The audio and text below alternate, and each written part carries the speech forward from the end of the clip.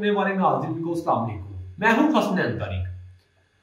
हमारे मुल्क पाकिस्तान में इस वक्त जो सियासत ने शिद्दत अख्तियार की हुई है, जो सियासी बहरान इस वक्त शिद्दत अख्तियार किए हुए है, हमें सियासत के अलावा कुछ और दिखाई ही नहीं देता।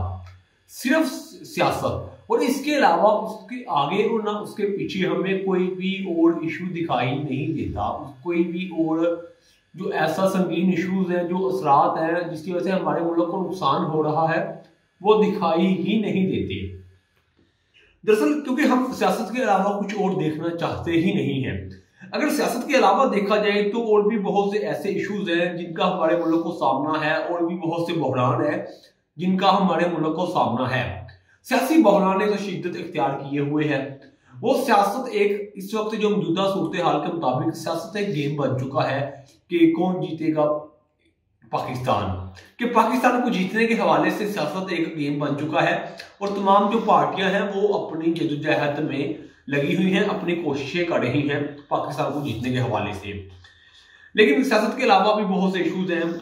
सबसे पहले जो मौजूदा सर्दी के मौसम में फोग की वजह से जो पोल्यूशन है, जो आलूदगी है, वो भी बहुत ज्यादा है। उसकी वजह से भी बहुत ज्यादा नुकसान देखने को नजर आ रहे हैं। फैक्ट्रियों के धुएं, गाड़ियों के धुएं, और इसके अलावा जो दूसरी अशिया हैं, कोई भी कूड़ा करकट को जलाते हैं, उसकी वजह से जो धुआं पैदा होता है, उसकी वजह से भी हवा बहुत ज्यादा आलूदा हो चुकी है। आबो हवा है वो, उसमें बहुत ज्यादा आलूदगी पैदा हो चुकी है।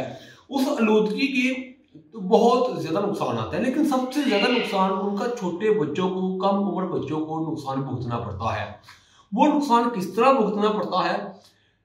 आजकल दमे की बीमारी और इसके अलावा बहुत सी बीमारियां बच्चों में जन्म ले रही हैं सिर्फ इस फोग की वजह से। हमारी जो मौजूदा हुकूमत है, हमारी जो इंतजामिया है, वो इसे कंट्रोल करने में लगी है।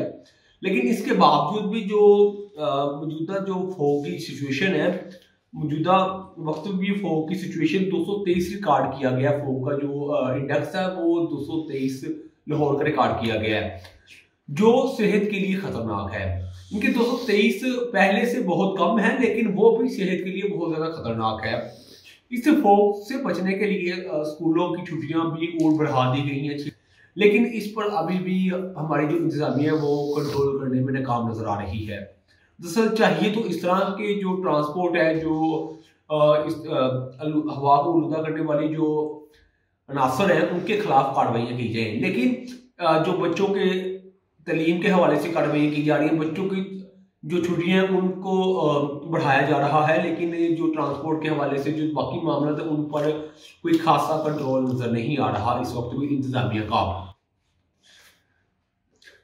अगर पिछले चंद हफ्तों की बात की जाए इस आलूदगी के हवाले से, तो पिछले चंद हफ्तों में दुनिया के आलूदा तरीन इलाकों में से जो लाहौर है वो चौथे नंबर पर आ रहा था। इनके दुनिया में चौथे नंबर पर लाहौर शहर आ रहा था फोग के हवाले से, आलूदगी के हवाले से।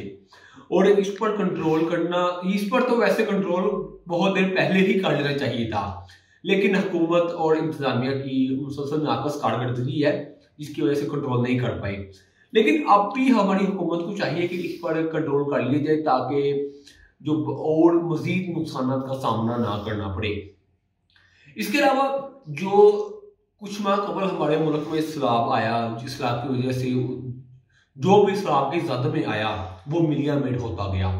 उसने बहुत से बुरे असरात मुरतब किए मुल्क पर, बहुत से नुकसानात हुए उस सैलाब की वजह से। लेकिन हुकूमत की तरफ से ये दावे किए जा रहे हैं कि सैलाब की वजह से मुतासरा इलाके इस वक्त कह लेंगे वो बेहतरी की तरफ जाना शुरू हो गए हैं। इस वक्त जो काश्तकारी है वो 90 से 95% उन सैलाबज़दा इलाकों में की गई है। तो बुआई, गंदम की बुआई भी 90 से 95% इलाकों में की गई है। लेकिन ये हुकूमत के मुताबिक है। अगर उधर की आवाम के मुताबिक, मौजूदा सिंध की हुकूमत के मुताबिक देखा जाए, तो अभी भी कुछ इजला ऐसे हैं जिनमें सिर्फ 40 से 50% ही बुआई हुई है गंदम की। और अगर गंदम की बात की जाए तो हुकूमत के दावे सुनने में रोज कोई ना कोई नया बयान सुनने में सामने आता है कि आटे पर सब्सिडी दी जा रही है, कम रेट पर आटा हुकूमत लोगों को, गरीब आवाम को यूटिलिटी स्टोर पर मुहैया किया जा रहा है। अगर यूटिलिटी स्टोर की सूरत हाल जाकर देखी जाए तो वहाँ कतारें ही नहीं खत्म होती। अगर किसी यूटिलिटी स्टोर पर तो बहुत कम ऐसा है कि यूटिलिटी स्टोर पर आटा मैसर हो।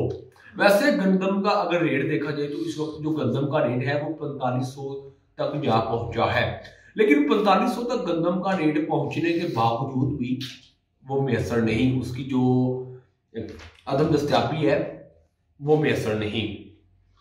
इस हवाले से हमारी हुकूमत को कोई ना कोई एक पॉलिसीज बनानी चाहिए। अगर उन्हें फुर्सत मिले सियासी जंग से, सियासी चपकरेश से, तो उन्हें इस हवाले से कोई ना कोई पॉलिसी बनानी चाहिए, क्योंकि आने वाले वक्त में हमें इस तरह के बहुत ज़्यादा खुराक के बहरान देखने में सामने आएंगे। उसकी रीज़न ये है कि चंद माह कबल तो अभी सैलाब की वजह से हमारे बहुत से इलाके जो ज़राई इलाके हैं वो मुतासिर हुए। उनकी वजह से काफ़ी अभी भी ऐसे अजला हैं कि जिन्हों में काश्तकारी नहीं हुई, गंदम की बुआई भी नहीं की गई, तो जिसकी वजह से बहुत ज़्यादा खुराक का बहरान भी देखने में सामने आ सकता है। अल्लाह पाक हमारे मुल्क को इन बहरानों से बचाए और इस तरह के सियासतदानों से भी हमारे मुल्क को बचाए।